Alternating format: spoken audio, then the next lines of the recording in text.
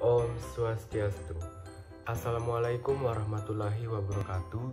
Shalom, namo buddhaya, salam sejahtera, salam kebajikan, dan salam harmoni.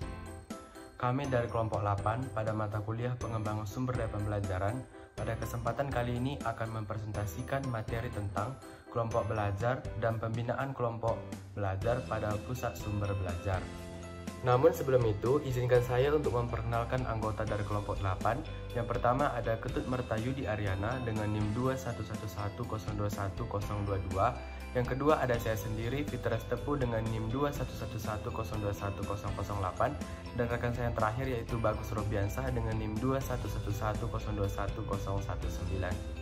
Adapun topik-topik yang akan dibahas pada presentasi kali ini antara lain, yang pertama pengertian kelompok belajar, yang kedua tujuan pembentukan kelompok belajar, yang ketiga bentuk-bentuk kelompok belajar, yang keempat cara mengelola kelompok belajar, yang kelima mengidentifikasi jenis-jenis sumber belajar berdasarkan kelompok belajar, yang keenam memanfaatkan sumber belajar berdasarkan kelompok belajar, dan yang terakhir memanfaatkan pusat sumber belajar untuk berbagai kelompok belajar. Yang pertama yaitu pengertian kelompok belajar. Kelompok belajar adalah sebagai salah satu bentuk pembelajaran terprogram yang melibatkan sekelompok siswa sebagai satu kesatuan. Dalam pembelajaran kelompok terprogram ini, setiap anggota berpartisipasi aktif dalam proses belajar dan mengajar. Anggota kelompok saling belajar dari anggota kelompok yang lain. Bentuk kelompok belajar terprogram ini memungkinkan guru dan murid mendapat keuntungan dari diskusi, interaksi, atau kerja kelompok dalam mencapai tujuan pembelajaran yang telah ditentukan. Tujuan pembelajaran untuk pembelajaran kelompok terprogram biasanya pada tingkatan yang lebih tinggi seperti aplikasi, sintesis, analisis, dan penilaian. Yang kedua yaitu tujuan pembentukan kelompok belajar. Dengan dibentuknya kelompok belajar, beberapa tujuan atau mata pelajaran lebih berhasil dilakukan dalam kelompok besar atau klasik, kelompok kecil atau individu. Misalnya, jenis materi dan pengetahuan yang dihafal lebih cocok untuk mengajar dalam kelompok besar. Pelajaran keterampilan dan teknik cocok untuk kelompok kecil atau individu.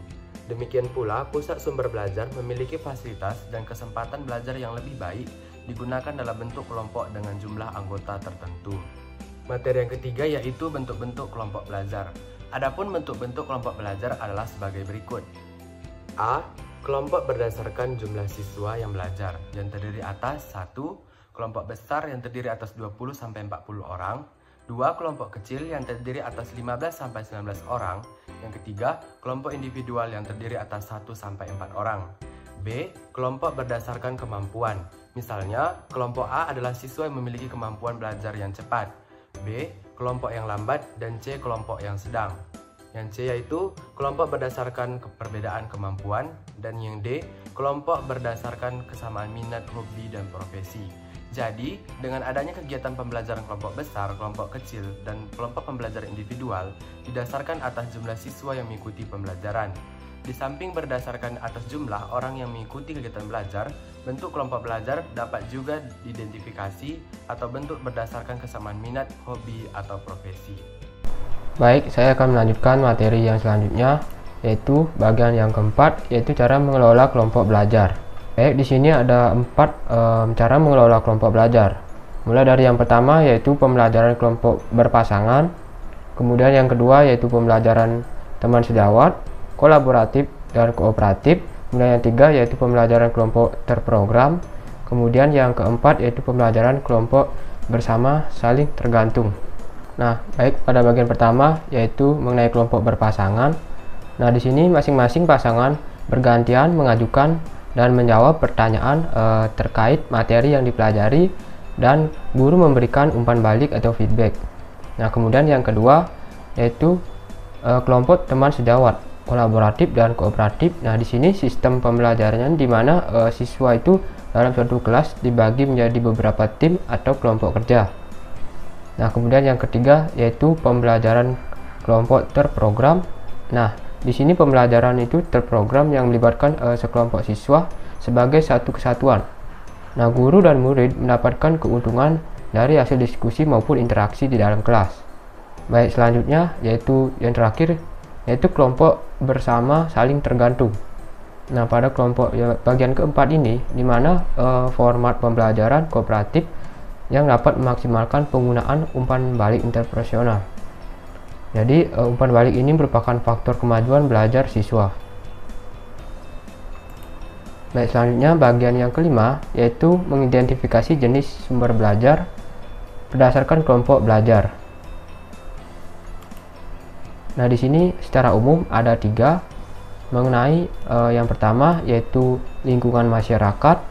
Nah, kemudian yang kedua yaitu lingkungan alam, dan yang ketiga yaitu lingkungan sekolah. Nah, di mana pada bagian pertama yaitu lingkungan masyarakat, di sini interaksi antar sekolah maupun siswa dan masyarakat. Nah, kemudian yang kedua yaitu lingkungan alam, yaitu lingkungan alam ini sebagai sumber belajar bagi siswa juga, baik itu seperti gunung, lingkungan alam seperti kebun dan lain sebagainya. Nah, kemudian yaitu lingkungan sekolah sebagai sumber belajar seperti contohnya laboratorium, kemudian ruang kelas dan unit properti lainnya. Baik, untuk materi selanjutnya akan dijelaskan oleh rekan saya. Terima kasih. Baik, di sini saya akan melanjuti materi dari rekan saya mengenai memanfaatkan sumber belajar berdasarkan kelompok belajar.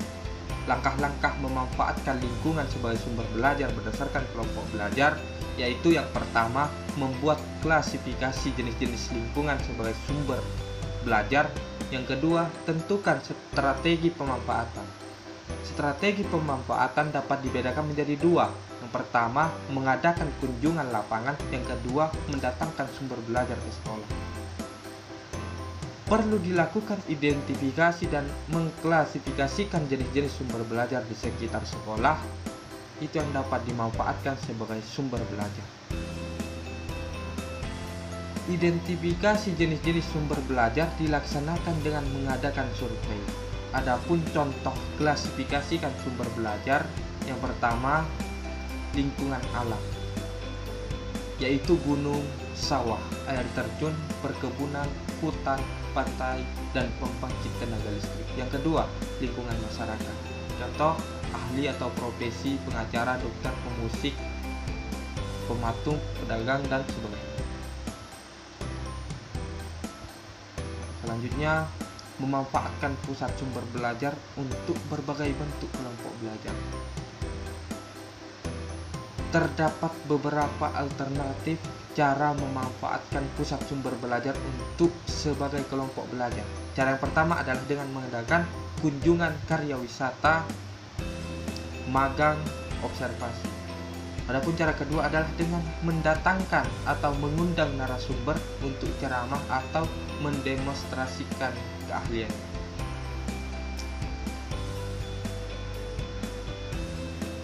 Baik, itu saja materi dari kami kelompok 8.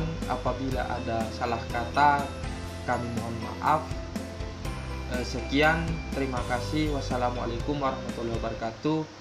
Salam kebajikan untuk kita semua, salam nama budaya, dan salam harmoni.